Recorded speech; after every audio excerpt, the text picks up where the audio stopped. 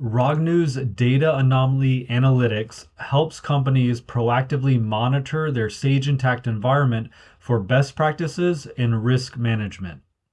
While it may be understandable in a small company for employees to both create a vendor or customer in the system and also pay the bills and invoices to these vendors and customers, this nonetheless presents an opportunity for fraud. Our segregation of duties report is a way to monitor this activity by highlighting users who both create vendors and pay bills, as you can see in the top table, as well as those who create customers and issue invoices, as you can see in the bottom table. So this helps identify users performing duties that may warrant additional review or separation of responsibilities.